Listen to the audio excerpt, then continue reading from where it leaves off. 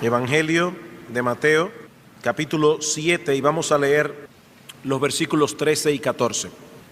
Dice así la palabra de Dios: entrad por la puerta estrecha, porque ancha es la puerta y espacioso el camino que lleva a la perdición, y muchos son los que entran por ella.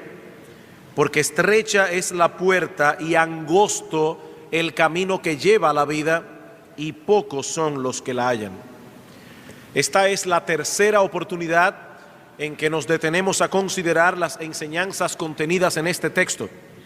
Como hemos visto ya, nuestro Señor Jesucristo ha comenzado lo que podríamos llamar la conclusión del Sermón del Monte. Luego que la naturaleza de su reino ha sido claramente establecida, ahora el Señor procede a invitar a sus oyentes a entrar por la puerta que conduce a ese reino. Entrad por la puerta estrecha, porque estrecha es la puerta y angosto el camino que lleva a la vida, y pocos son los que la hallan. Pero eso trae a colación una pregunta que queremos responder en esta mañana para concluir con esta breve serie que hemos estado trayendo en este pasaje de las Escrituras. ¿Cómo se entra por esa puerta? Para responder esta pregunta, veamos en primer lugar tres persuasiones que preparan al pecador para entrar por la puerta estrecha. Nadie aceptará esta invitación de Cristo a menos que esté persuadido, plenamente convencido de estas tres cosas. En primer lugar, el pecador debe estar persuadido de que él está fuera de la puerta y consecuentemente fuera del reino. Si me invitan a entrar a algún lugar es porque estoy fuera. Solo puedo ser invitado a pertenecer a algo a lo que todavía no pertenezco. Eso es algo obvio. Uno de los problemas que Cristo confrontó con muchos de sus oyentes en aquel día es que muchos de ellos creían estar dentro. Pero Cristo viene ahora y les dice: entrad por la puerta estrecha. Y una de las cosas que evidentemente el Señor Jesucristo trata de hacer en el Sermón del Monte es destruir la esperanza falsa que muchos de ellos tenían. En Mateo capítulo 5 versículo 20 dice el Señor: si vuestra justicia no fuere mayor que la de los escribas y fariseos, no entraréis en el reino de los cielos. Y en otro lugar les dice en el mismo Sermón del Monte: todo árbol que no da buen fruto es cortado y echado en el fuego. Y en otro lugar en el mismo sermón dice: no todo el que me dice Señor, Señor, entrará en el reino de los cielos. ¿Qué está tratando de hacer el Señor? Convencerlos de que están fuera. Nadie entrará por la puerta estrecha si no viene primero al convencimiento de que está fuera de esa puerta, fuera del reino, fuera de los caminos de Dios y de su pueblo. Si no aceptamos ese hecho, nunca procuraremos entrar.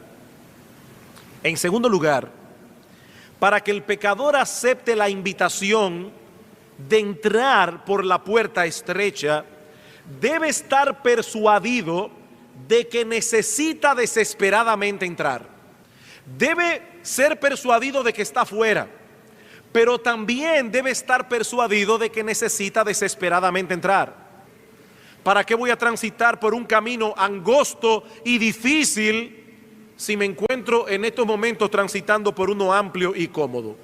A menos que no veamos claramente que esa puerta ancha y ese camino espacioso termina en destrucción, no lo abandonaremos.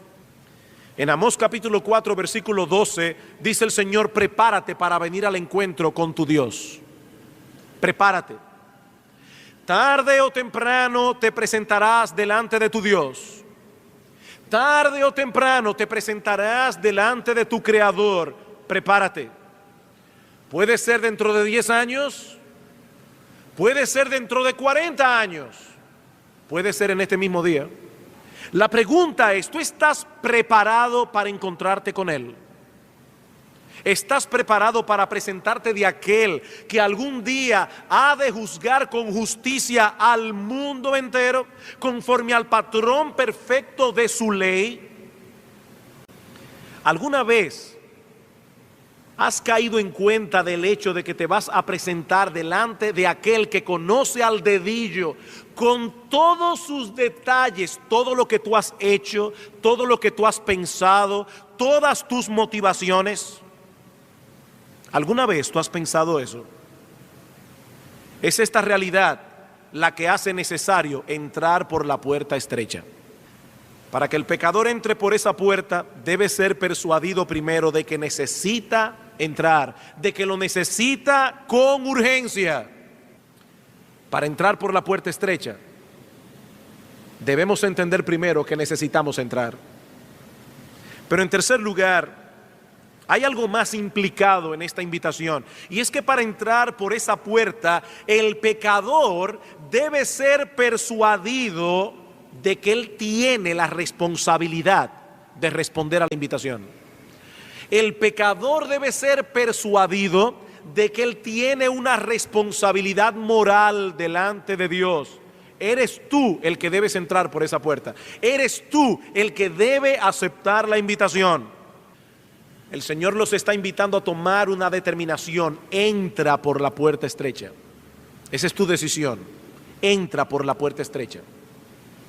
Hay algo aquí de lo que el pecador es responsable. Él debe entrar. El hombre es responsable de responder al llamado de Dios, y si no lo hace, recibirá el fruto de su rebeldía al despreciar la invitación. Así como la Biblia habla de una elección divina, así también enseña que Dios ha proclamado una invitación a todo hombre a venir a Él en arrepentimiento y fe. Dios los ha invitado y Él ha prometido no desechar a nadie que acepte la invitación. El mismo hombre que escribió Romanos capítulo 9, versículo 16, el apóstol Pablo, que dijo que esto no depende del que quiere ni del que corre, sino de Dios que tiene misericordia. Ese mismo hombre, predicando el evangelio a los atenienses, les dijo: ahora Dios manda a todos los hombres en todo lugar que se arrepientan. Dios manda a todos los hombres que se arrepientan. No solo es una invitación, es una orden. Es un mandato de Dios. Dios envió a su Hijo a morir en una cruz y lo resucitó al tercer día, y envió a sus siervos a proclamar que en Él hay perdón para todo aquel que cree. Y ahora, en base a lo que Cristo hizo en la cruz del Calvario, ahora Dios manda a todos los hombres que se arrepientan. Ahora Dios manda a todos los hombres que crean en su Hijo. Eres moralmente responsable delante de Dios. Y Dios sinceramente ofrece a todos el perdón de los pecados a través de la fe en su Hijo. Todo aquel que acepte la invitación será perdonado. El punto es que tú vas camino a una condenación segura. Y Dios te ha extendido una invitación. Entra por la puerta estrecha. Si aceptas la invitación, no serás desechado y escaparás de la destrucción que te espera. Pero si rehusas entrar, tú serás responsable delante de Dios por haber rehusado entrar.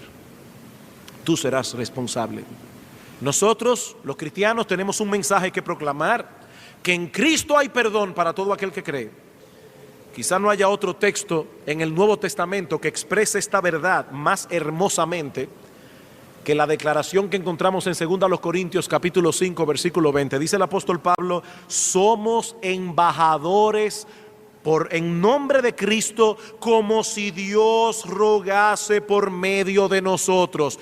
Os rogamos en nombre de Cristo, reconciliaos con Dios.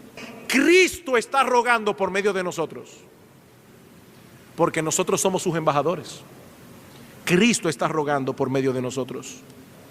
He aquí entonces tres persuasiones que preparan al pecador para entrar por la puerta estrecha. Él debe estar persuadido de que está fuera, debe estar persuadido de que necesita urgentemente entrar, debe ser persuadido de que él es responsable delante de Dios responder a esa invitación. Así que, mi amigo, si tú nunca te has visto fuera del reino de Dios, tú nunca has entrado. Algunas personas dicen cuando les predicamos el evangelio: yo siempre he tenido temor de Dios. toda mi vida, para mí, Dios siempre ha sido importante. Mi amigo, si tú piensas así, tú nunca has entrado por la puerta estrecha. Porque nadie nace cristiano. Nadie nace dentro. Si tú crees que tú desde niño estás dentro, tú nunca has entrado. Nunca has entrado porque todos nacimos fuera de la puerta. Y en un momento dado de nuestras vidas, algunos hemos decidido entrar porque sabíamos que estábamos fuera. ¿Cómo se entra por la puerta estrecha? Entrar por la puerta estrecha requiere de nosotros dos pasos: creer y arrepentirte. ¿Cómo se entra por la puerta estrecha? A través de la fe y el arrepentimiento. Marcos capítulo 1, versículos 14 y 15. Después que Juan fue encarcelado, Jesús vino a Galilea predicando el evangelio del reino de Dios, diciendo: el tiempo se ha cumplido y el reino de Dios se ha acercado. Arrepentíos y creed en el evangelio. ¿Qué debemos hacer? Arrepentirnos y creer. Debemos arrepentirnos y creer. Cuando el carcelero de Filipos preguntó a Pablo y a Silas: señores, ¿qué debo hacer para ser salvo? Pablo le dijo: cree en el Señor Jesucristo y serás salvo.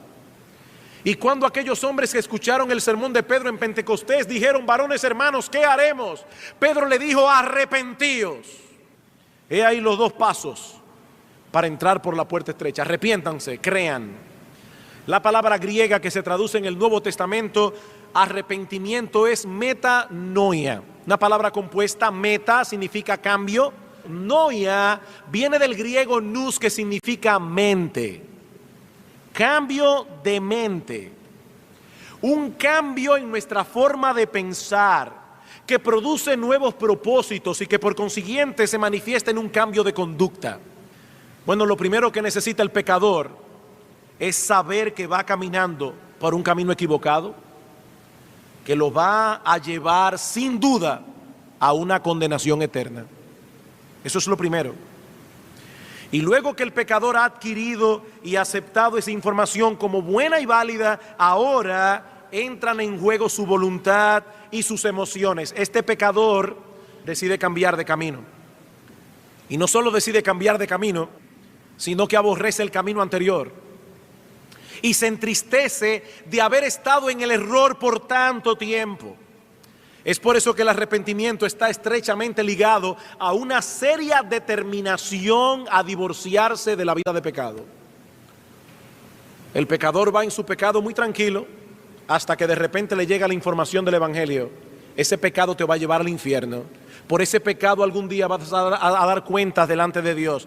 Y ahora este individuo que antes amaba su pecado, se deleitaba en su pecado, se gozaba en su pecado, comienza a ver su pecado como la más grande desgracia de su vida. Por ahí comienza el arrepentimiento. Y sin ese arrepentimiento, nadie puede disfrutar de la salvación que Dios ha provisto en Cristo. 2 veces dice el Señor en Lucas capítulo 13 versículos 1 al 5: si no os arrepentís, pereceréis. Ahora debo aclarar algo aquí para poder preservar íntegra y pura el mensaje del evangelio. El arrepentimiento no es un intento del pecador de ordenar su vida para que entonces Cristo pueda aceptarlo. Eso no es arrepentimiento.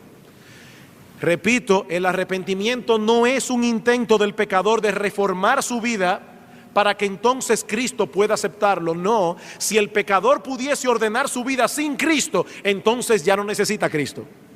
Ya no lo necesita.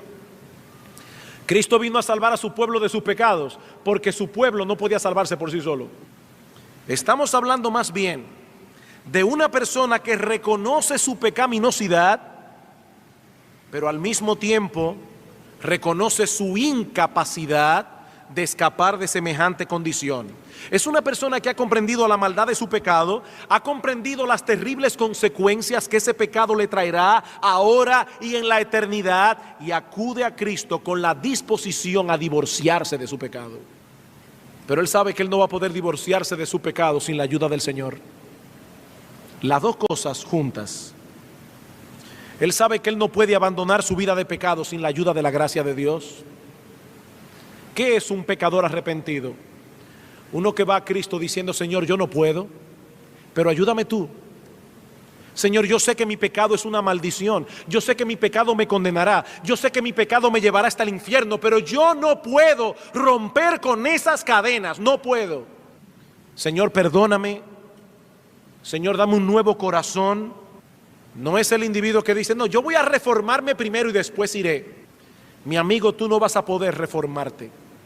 Tú debes reconocer que no puedes seguir luchando con la maldad de tu corazón. Debes ir a Cristo, pedirle perdón, pero pedirle también que te transforme, pedirle también que te conceda la gracia que tú necesitas para ser librado de la esclavitud del pecado. Eso es arrepentimiento. Pero no podemos quedarnos en el arrepentimiento. No se trata simplemente de dejar al mundo atrás, sino de abrazar a Cristo, descansar en Él. Y eso es creer. Juan capítulo 1, versículo 12. Dice en el versículo 11: a los suyos vino y los suyos no le recibieron, mas a todos los que le recibieron, a Cristo, a los que creen en su nombre, les dio potestad de ser hechos hijos de Dios. La fe es el instrumento por medio del cual nos apropiamos de Cristo. ¿Qué es la fe? La fe es una mano vacía que está dispuesta a tomar todo lo que Cristo le ofrezca. Señor, yo no tengo nada que ofrecer, yo no tengo buenas obras que traer delante de ti, yo no tengo nada, pero yo confío en ti. El alma que ha visto su pecado debe ver también su impotencia. Nada podemos hacer por nosotros mismos. Queremos dejar nuestro pecado, pero esa cadena no podemos romperla nosotros mismos. Queremos obedecer a Dios, pero solo Cristo puede transformar nuestro corazón para que podamos obedecerle. Dice en Juan capítulo 5, versículo 24: de cierto os digo, el que oye mi palabra y cree al que me envió, tiene vida eterna, no vendrá a condenación, ha pasado de muerte a vida. ¿Quién? El que cree, el que oye y cree.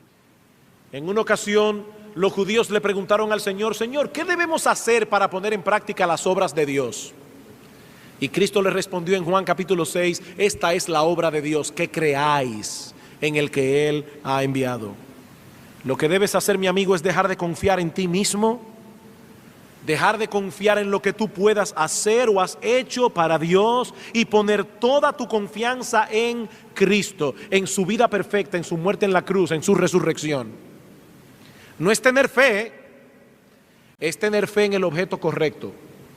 Así que el asunto aquí no es el tamaño de la fe, el asunto aquí es en quién tú crees. No es la fe la que salva, es Cristo por medio de la fe. Tú puedes tener una gran fe y estar totalmente equivocado. Es creer en Cristo, es dejar de confiar en ti, es dejar de confiar en tu iglesia, es dejar de confiar en tu religiosidad, es confiar en lo que Cristo hizo. El que cree en mí tiene vida eterna, dice el Señor. Y ahora yo te pregunto, mi amigo, ¿alguna vez tú has ido a Cristo con ese sentimiento de impotencia en tu alma? Pidiéndole que limpie tus pecados, pidiéndole que te libere de ellos. Oh sí, pastor, yo he creído y me he arrepentido. ¿Estás dando los frutos de esa fe y de ese arrepentimiento? La fe y el arrepentimiento son árboles que dan frutos. Si no está el fruto, no está el árbol. La fe verdadera nunca viene sola, está acompañada de frutos. No está el fruto, no está la fe. Pablo nos dice en Gálatas capítulo 5, versículo 6, que la fe obra por el amor. La fe obra. Donde quiera que hay verdadera fe, encontraremos también un amor genuino al Señor, un amor que se traducirá en obediencia a sus mandamientos. El que tiene mis mandamientos y los guarda, ese es el que me ama, dice el Señor. Ese es el que me ama. El que me ama, mi palabra guardará. El que no me ama, no guarda mis palabras, dice el Señor. No somos salvos por amar a Cristo y guardar su palabra. No. Somos salvos por creer en Él. por creer en Él. Ahora, ¿cómo tú puedes decir que confías en Él si no le amas? ¿Cómo tú puedes decir que confías en Él si no le obedeces? Ese es el fruto de la fe. Mi amigo, Dios nos dice en su palabra que si alguno dice que conoce a Cristo pero no guarda sus mandamientos, es un mentiroso. Es un mentiroso. Y una vez más yo te pregunto, ¿qué puedes decir de ti mismo? ¿Has tomado en serio alguna vez este problema que tú tienes con Dios por causa de tu pecado? ¿Qué has hecho al respecto? Porque Dios no nos ha dejado sin esperanza. Él ha provisto el remedio. Nuestro Señor Jesucristo, el Hijo de Dios, que siendo inocente murió en una cruz para pagar la deuda de todos aquellos que no podían pagarlas por sí mismos. Y Él nos ha dicho cuál es la manera en que nosotros podemos apropiarnos de esa bendición: el arrepentimiento y la fe. El arrepentimiento y la fe. Mi amigo, no te quedes allí lamentando tu mal. Ven a Cristo clamando por misericordia, porque nunca ha habido nadie, ni un solo pecador, que haya ido a Él y haya sido desechado.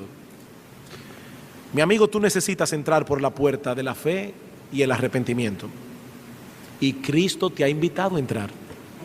Tú debes entrar. De lo contrario, estás fuera, y mientras permanezcas fuera, corres el peligro de que llegue el momento en que esa puerta se cierre para siempre. El Señor Jesucristo dijo en una ocasión que su venida será como en los días de Noé. Noé se pasó años diciendo que venía un diluvio y construyendo un arca. Nadie le creyó. El arca fue terminada y Dios dio todavía unos días más con la puerta abierta. Pero una vez se cerró esa puerta y comenzó a caer agua de los cielos, y todas esas personas entendieron que era verdad que venía un diluvio, comenzaron a tocar y a tocar y a tocar. A nadie se le abrió. Mi amigo, hay un día determinado por Dios en que esa puerta se cerrará para siempre. Se cerrará para ti en el día de tu muerte. Se cerrará para todos en el día de la venida del Señor. Y no importa con cuánta urgencia toques esa puerta, mi amigo, no se te abrirá. No se te abrirá. No te quedes contemplando la puerta. No te quedes admirando a los otros que entran. Tú tienes que entrar por ella antes de que sea demasiado tarde. El asunto no es quedarte allí esperando una señal de Dios. Lo que se pide de ti es que creas y te arrepientas. Mi amigo, ve a Cristo y exponle a Él tu caso. Exponle tu caso, porque Él tiene poder para salvar. Ve a Él y clama pidiendo perdón y misericordia. Confiesa tu pecado de incredulidad. Confiesa tu impotencia. Pídele a Él que te dé un nuevo corazón. Pídele que te conceda la fe y el arrepentimiento. Pídele que escriba en tu corazón su ley. Pídeselo a Él. Tan grande es la misericordia de Cristo que aún hay lugar para muchos pecadores. Y yo no sé cuántas veces se te ha extendido esta invitación y tú la has rechazado. Una vez más, Dios tiene misericordia de ti. Una vez más. Mi amigo, si el Espíritu Santo te está convenciendo de pecado, hay una sola ciudad de refugio donde puedes esconderte: nuestro Señor Jesucristo. Y hay una sola puerta de entrada: cree y arrepiéntete. Una sola puerta de entrada. Nuestro Dios es bueno, para siempre es su misericordia. Y no importa cuántas veces tú hayas rechazado esta invitación, mi amigo, esa invitación está puesta delante de ti una vez más. No cometas la osadía de rechazar esta invitación, porque tú no sabes cuándo Dios cerrará para siempre la puerta. Algunos creyentes se confunden porque leen en el Nuevo Testamento que los creyentes al morir dormimos con Cristo. Pero esa expresión es metafórica y habla de lo que sucede con nuestro cuerpo que llega a la tumba y parece que está dormido, pero no se refiere a nuestra alma. En el momento en que un creyente muere hay una separación entre el alma y el cuerpo, que tan pronto el creyente parte de este mundo va inmediatamente a la presencia del Señor. La doctrina del sueño del alma se popularizó en el siglo XIX, sobre todo entre los adventistas del séptimo día, pero la realidad es que cuando un creyente muere, su cuerpo queda en la tumba, pero su alma parte inmediatamente a la presencia del Señor. ¿Qué le prometió Jesús al ladrón en la cruz? Que le dijo, recuérdame, acuérdate de mí cuando vengas en tu reino. Y Cristo le dijo, de cierto te digo que hoy estarás conmigo en el paraíso. Cristo no le prometió que él iba a dormir por miles de años hasta su segunda venida. Inmediatamente el Señor muere en la cruz y este ladrón que se arrepintió de su pecado y confió en Cristo en una circunstancia impresionante, porque en la cruz del Calvario Cristo parecía cualquier cosa menos un Salvador. Sin embargo, este hombre confió en él. ¿Y qué le prometió Jesús? Hoy estarás conmigo en el paraíso. Es por eso que el apóstol Pablo en Filipenses capítulo 1 llega a decir que teniendo el juicio delante y no sabiendo si él iba a ser absuelto o si iba a ser condenado, él expresa su deseo, su anhelo y esperanza de que en nada sería avergonzado, dice él, sino que Cristo será exaltado en mi cuerpo, ya sea por vida o por muerte, pues para mí el vivir es Cristo y el morir es ganancia. ¿Por qué Pablo dice que el morir es ganancia? Bueno, él sigue explicando, pero si el vivir en la carne, esto significa para mí una labor fructífera, entonces no sé cuál escoger, pues de ambos lados me siento apremiado, teniendo el deseo de partir y estar con Cristo, pues eso es mucho mejor. Pablo no esperaba que al morir su alma iba a quedar en un sueño de cientos o miles de años. Él estaba completamente convencido de que desde el momento en que él cerrara sus ojos a esta vida, los abriría en la presencia misma de nuestro Señor. Para mí, dice él, morir es Cristo, a vivir es Cristo, morir es ganancia, y por eso tengo deseo de partir y estar con Cristo, porque eso, dice Pablo, es muchísimo mejor. Así que si tú eres creyente, no tengas temor. El día que te toque partir de este mundo, ya Jesucristo lavó tus pecados, ya tú no tienes cuentas pendientes con la justicia de Dios. El Señor entró como precursor en el reino de su Padre para que cuando cada creyente parta, inmediatamente vaya a su bendita presencia. Solemos ver la muerte como una desgracia, no como una bendición. Pero Dios nos dice aquí, y el Espíritu Santo lo confirma, que algunas personas son bienaventuradas al morir. En ello se cumple lo que dice la Biblia en otro lugar, que para algunos el día de la muerte es mejor que el día del nacimiento. Estos muertos son bienaventurados. Por otra parte, es interesante notar que esa voz divina que Juan oyó del cielo le ordenó escribir estas palabras. Dice el versículo 3, y oí una voz que desde el cielo me decía, escribe, escribe. Dios quería que esta declaración quedara registrada para la posteridad, para consuelo y fortaleza del pueblo de Dios a través de las edades.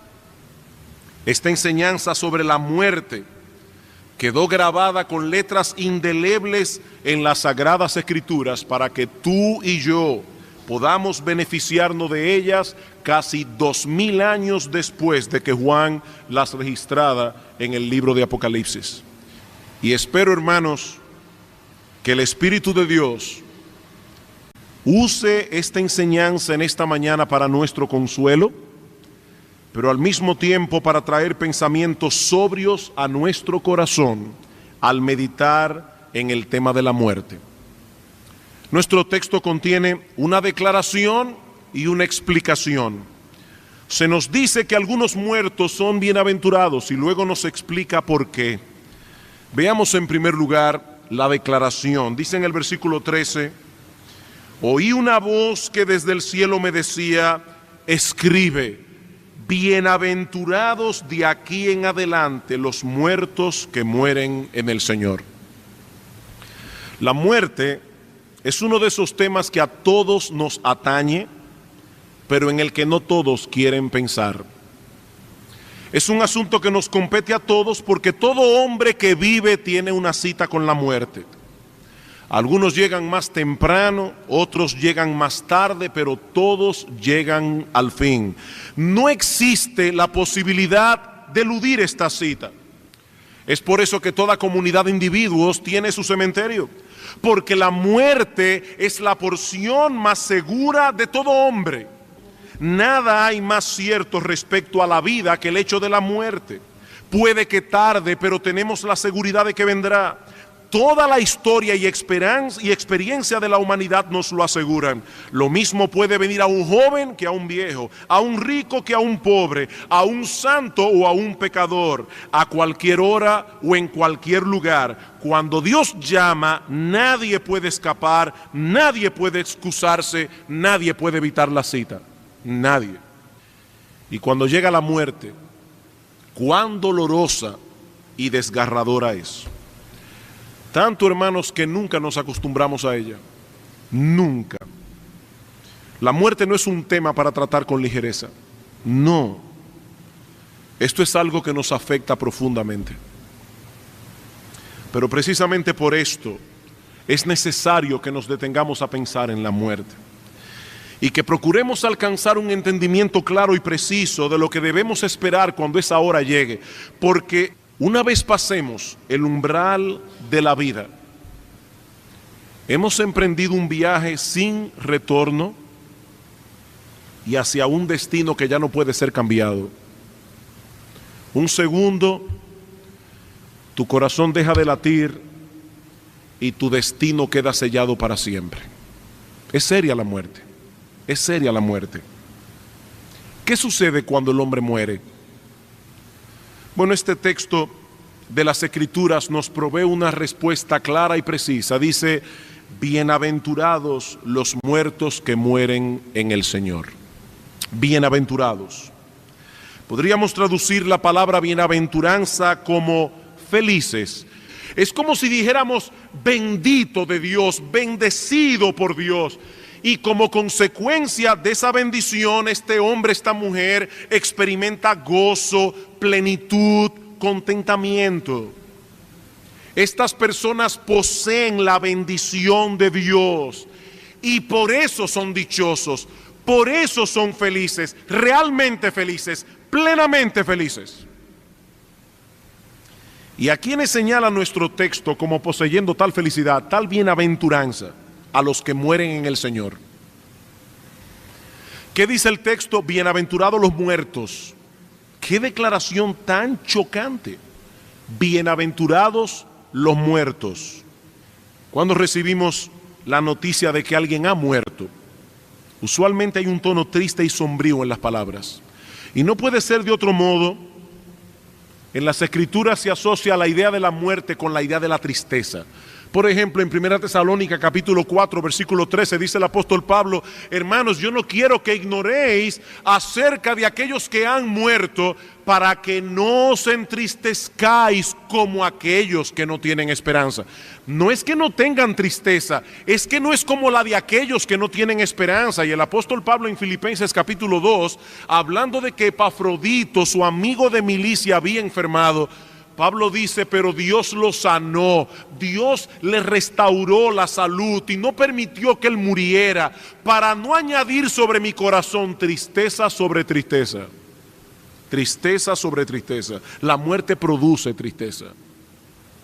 Aún la muerte de un cristiano, Ha habido una separación y nosotros que quedamos atrás sentimos el vacío que esa persona ha dejado en nuestras vidas. Ahora yo me pregunto, esa es la perspectiva de la muerte cuando la vemos desde nuestro punto de vista, pero ¿qué del punto de vista de aquel que ha partido?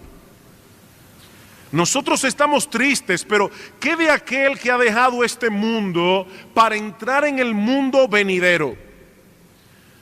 Bueno, si pertenece al grupo que el apóstol Juan está describiendo aquí, es un bienaventurado, es un dichoso, es una persona verdadera y plenamente feliz. Juan nos dice que estos muertos son bienaventurados. El poeta Rubén Darío escribió en uno de sus poemas acerca del espanto seguro de estar mañana muerto. Evidentemente esa no era la perspectiva que Pablo tenía de la muerte. Para él no era un espanto morir. Para él era muchísimo mejor partir y estar con Cristo. Ahora, mi amigo, esa bienaventuranza del texto no es para todo el mundo. Nuestro texto no dice simplemente que los muertos son bienaventurados, no. Allí dice que son bienaventurados los muertos que mueren en el Señor. Los que mueren en el Señor. En otras palabras, aquellos que a la hora de la muerte fueron hallados en unión vital con Cristo por medio de la fe. Para todos los demás que no están en Cristo, no existe bendición alguna a la hora de la muerte, porque han partido en sus pecados, han partido con deudas pendientes delante de Dios. Para tales personas la muerte es una desgracia, la más grande y más terrible de todas las desgracias. Robert Murray McCheyne, un gran predicador del siglo pasado, hablando de los que mueren en Cristo, sin Cristo, de los que mueren sin Cristo, dijo lo siguiente: pueden poner tu cuerpo en un ataúd espléndido, imprimir tu nombre en la tapa con letras de plata, pueden traer una compañía de dolientes vestidos con solemnes trajes negros, pueden hacer descender el ataúd lentamente en la tumba y esparcir el césped más verde sobre él. Pueden preparar el terreno para que allí crezcan las flores más dulces, cortar una piedra blanca y grabar en ella un gentil epitafio a tu memoria, pero aún así sigue siendo el funeral de un alma condenada. Solo los que mueren en Cristo son bienaventurados, porque por medio de la fe en Él han obtenido el perdón de todos sus pecados y a la hora de la muerte no tenían deudas pendientes con la justicia de Dios.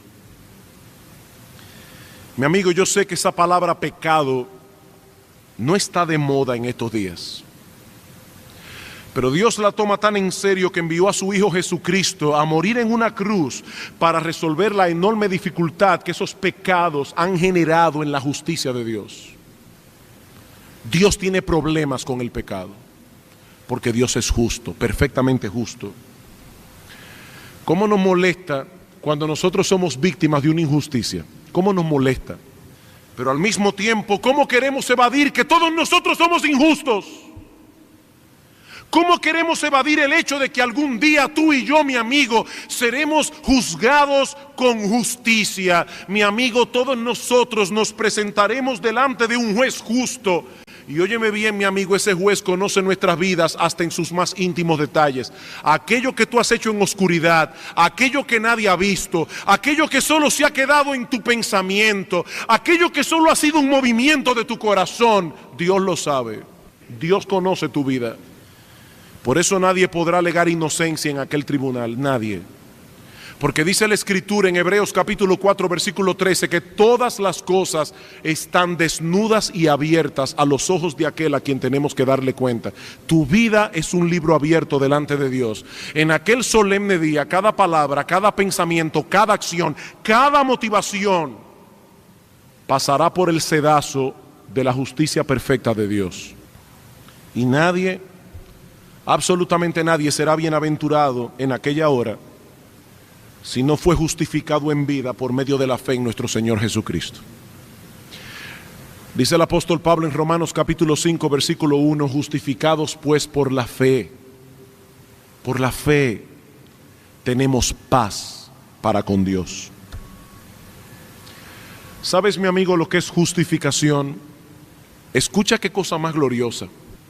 Que Dios, el juez justo, declara justo al pecador culpable. Dios lo declara justo si deposita su fe en la persona de Cristo y en la obra que Él hizo en la cruz del Calvario. Oye, qué buena noticia. La Biblia dice que la paga del pecado es la muerte. Por cuanto Dios es justo, esa deuda no se puede quedar sin pagar. Pero en su amor infinito su Hijo vino a pagarla. He ahí el amor de Dios. La segunda persona de la Trinidad, Dios el Hijo, se encarnó voluntariamente. Y voluntariamente fue a la cruz a pagar por los pecados de todos aquellos a quienes Él vino a salvar. Y ahora reciben el beneficio de esa muerte todos aquellos que creen.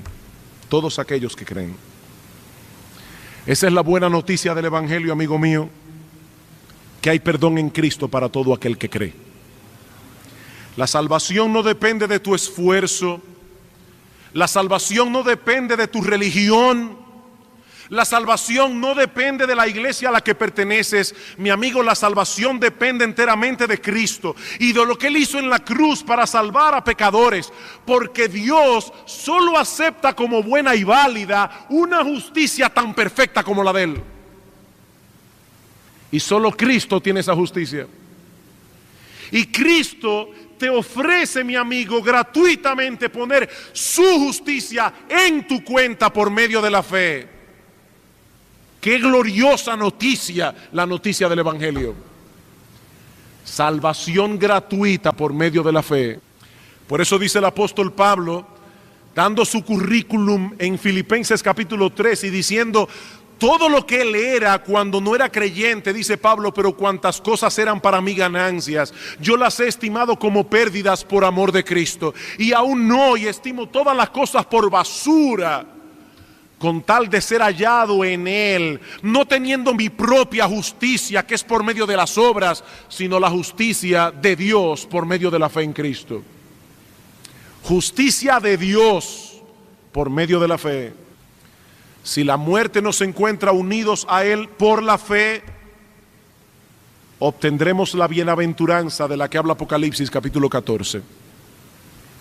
De lo contrario, solo obtendremos en aquel día la más terrible de nuestras desgracias, porque estaremos eternamente separados de Dios, eternamente separados de la bendición que emana de su presencia segundo tras segundo. La bienaventuranza de nuestro texto no es para todo el mundo. No, no lo es. Es para los que mueren en Cristo. Es para los que son reconciliados con Dios por medio de la fe. Es para aquellos que al morir se encuentran vestidos de la justicia perfecta de nuestro Señor, habiendo encontrado en Él perdón y misericordia. He ahí la declaración de nuestro texto: bienaventurados los que mueren en el Señor. Veamos ahora la explicación. Versículo 13. Oí una voz que desde el cielo me decía: escribe, bienaventurados de aquí en adelante los muertos que mueren en el Señor. Sí, dice el Espíritu. He aquí la explicación. ¿Por qué son bienaventurados? Descansarán de sus trabajos, porque sus obras con ellos siguen. ¿Por qué son bienaventurados los muertos que mueren en el Señor? Por dos razones. En primer lugar, porque descansarán de sus trabajos.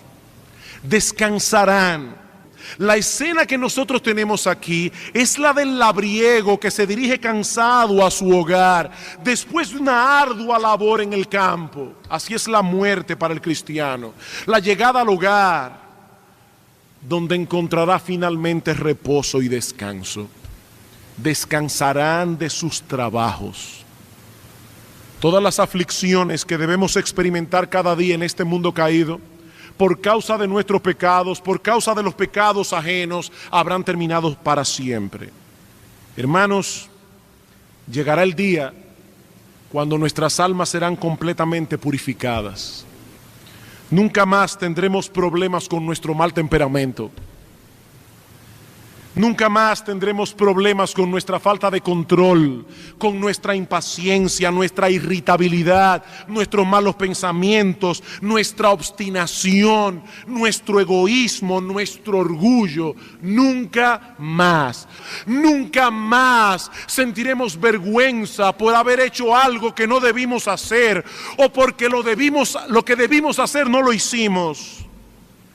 Todo vestigio de orgullo, de egocentrismo, de desconsideración, de ingratitud, habrá sido total y definitivamente eliminado. Nunca más sentiremos apatía por las cosas espirituales. Nunca más lamentaremos nuestra falta de amor a Dios, nuestra falta de celo, nuestra falta de devoción y de entrega. Nunca más. Hoy pedimos a Dios que nos libre del mal, y esa oración será contestada algún día en su máxima expresión, porque seremos librados del mal totalmente. Dios responde esa oración aquí y ahora, pero la respuesta final y absoluta de esta oración nos aguarda en el cielo. Allí amaremos a Dios con todo nuestro corazón, con toda nuestra alma, con toda nuestra mente, con todas nuestras fuerzas, sin que ningún vestigio del mal se interponga entre nosotros y Él. Mi hermano querido, aliéntate con esta promesa. Pero no solamente seremos librados de nuestros pecados, sino también de las consecuencias que producen en nosotros los pecados de otros. Nadie murmurará contra nosotros. Nadie nos quitará lo que es nuestro. Nadie nos estorbará en ningún sentido. Nunca más descansarán de sus trabajos. El Señor dijo a sus discípulos: en el mundo tendréis aflicción. En el mundo tendréis aflicción. Vivimos en un mundo que no ama a Dios. Vivimos en un mundo que no ama los caminos de Dios, donde muchas veces los malos parecen triunfar. Hermanos, este es un mundo bizarro. Aquí se alaba al malo. En este mundo se exalta al perverso. Las prostitutas de Hollywood son famosas en este mundo, no las mujeres piadosas. Este es un mundo bizarro, hermanos. En el cielo el mundo es al derecho. Allí se exaltará al que debe ser exaltado. No al rico y al famoso, al piadoso y al santo. Aquí se le rinde pleitesía al hombre que tiene una cuenta de bancos abultada. Eso es basura delante de Dios. Ese no es el parámetro por el que Dios mide a un hombre. El parámetro por el que Dios mide a un hombre es su fidelidad, es su devoción, es su entrega a Dios. Cuando estemos en la presencia de Dios, los parámetros serán correctos. Qué descanso, ¿eh? Qué descanso vivir en un mundo que funciona al derecho. El libro de Apocalipsis recalca esto una y otra vez. Vayan por un momento a Apocalipsis capítulo 7. Hermanos, ¿qué nos espera del otro lado de la muerte? Hablando de estos que han salido de la tribulación, dice en el versículo 15 del capítulo 7, por esto están delante del trono de Dios y le sirven día y noche en su templo, y el que está sentado sobre el trono extenderá su tabernáculo sobre ellos. Ya no tendrán hambre ni sed, y el sol no caerá más sobre ellos, ni calor alguno, porque el Cordero que está en medio del trono los pastoreará y los guiará a fuente de aguas de vida, y Dios enjugará toda lágrima de los ojos de ellos. Apocalipsis capítulo 21, versículo 3, y oí una gran voz del cielo que decía: he aquí el tabernáculo de Dios con los hombres, y Él morará con ellos, y ellos serán su pueblo, y Dios mismo estará con ellos como su Dios. Enjugará Dios toda lágrima de los ojos de ellos, y ya no habrá muerte, ni habrá más llanto, ni clamor, ni dolor, porque las primeras cosas pasaron. Ahora, hermanos, noten cuál es la porción nuestra en esta vida. Cuando Juan dice, ya no habrá llanto, ya no habrá lágrimas, ya no habrá dolor, es que aquí sí lo hay. Aquí sí lo hay. Aquí sí hay motivos para llorar. No en el cielo. ¿Por qué son bienaventurados los muertos que mueren en el Señor? Bueno, en primer lugar, porque descansarán de sus trabajos. Descansarán de sus trabajos, pero el texto nos da una segunda razón. Apocalipsis 14:13 dice: bienaventurados de aquí en adelante los muertos que mueren en el Señor. Sí, dice el Espíritu, descansarán de sus trabajos, porque sus obras con ellos siguen. Noten que allí no dice que esas obras llegan primero. Allí no dice que es en base a esas obras que los creyentes son aceptados. Allí dice que ellos llegan primero y las obras llegan después. Porque la base sobre la cual estas personas son aceptadas delante de Dios es la justicia perfecta de Cristo nuestro Salvador. La justicia perfecta de Cristo. Y las obras siguen después. Pero, aunque nosotros no seremos aceptados delante de Dios por nuestras obras, sino por la obra de Cristo, la Biblia también nos enseña que todo lo que hagamos por Cristo, aun a pesar de que es Dios quien nos da la fuerza, la capacidad, los dones, la motivación, aún así, mi amado hermano, todo lo que hagamos por Cristo recibirá recompensa. Pablo dice en 2 Corintios capítulo 5 versículo 10 que cada uno recibirá según lo que haya hecho mientras estaba en el cuerpo. Cada cosa que haya sido hecha por amor a Él o por causa de Él será recompensada, por más pequeña que haya sido. Por más pequeña, el Señor dice en Mateo capítulo 10 versículo 41, el que recibe a un profeta por cuanto es profeta, recompensa de profeta recibirá. Y el que recibe a un justo por cuanto es justo, recompensa de justo recibirá. Sí, nosotros somos débiles, imperfectos. Seguramente todos nosotros quisiéramos hacer mucho más por Cristo, seguramente. Pero amado hermano, regocíjate en esta promesa. Todo lo que hayas hecho por Él seguirá contigo a la hora de la muerte, y entonces serás debidamente recompensado. Los muertos que mueren en el Señor son bienaventurados, benditos de Dios, plenamente felices y dichosos. Están experimentando ahora esa plenitud de gozo de la que habla el salmista en el Salmo 16, versículo 11. Dice el salmista: en tu presencia hay plenitud de gozo, delicias a tu diestra para siempre. Amados hermanos, Dios nos ha revelado estas cosas para consolarnos en medio del dolor y la aflicción que causa la partida de un ser querido. Pero también, amados hermanos, Dios nos ha dejado esto en su palabra para consolarnos en medio de cualquier tribulación, porque lo que nos espera al final del camino es sencillamente indescriptible. Dice el apóstol Pablo en Romanos capítulo 8 versículo 18 que las aflicciones del tiempo presente no son comparables con la gloria que en nosotros será revelada. Los muertos que mueren en el Señor son bienaventurados. Podemos enfrentar con confianza la vida y la muerte. Podemos encarar con esperanza la partida de un ser amado que ha partido, si ha partido en Cristo.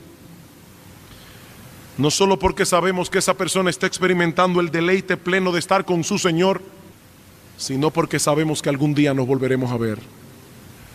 Y en cuanto a ti, amigo mío, ¿qué será de ti cuando tengas que enfrentar el trance seguro de la muerte? ¿Qué será de ti? ¿Tú estás preparado para morir?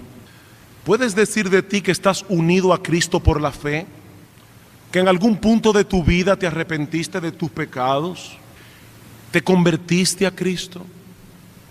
¿Confiaste únicamente en Él para la salvación de tu alma? ¿Es Cristo hoy tu Rey y tu Señor, porque le has entregado a Él tu vida para hacer su voluntad, no la tuya? Porque si no es así, mi amigo, tú no estás preparado para morir. No estás preparado para ese segundo en que el alma deja de latir y tu destino queda sellado para siempre.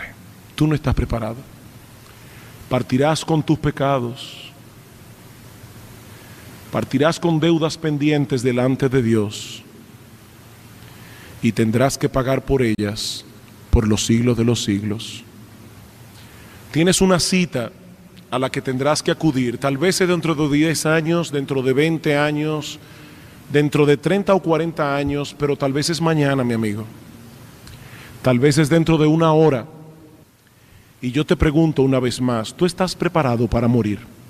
Si Cristo no es hoy tu Señor, tu pastor, tu Salvador, si no te has convertido a Él, si no te has arrepentido de tus pecados, si no le has entregado a Él tu vida entera, tú no estás preparado para morir. Esta bienaventuranza no es para ti. Ven a Cristo, amigo mío. No demores un segundo más, porque la vida es corta e incierta, la muerte es segura y la eternidad es inmensa. Y la eternidad no tiene fin.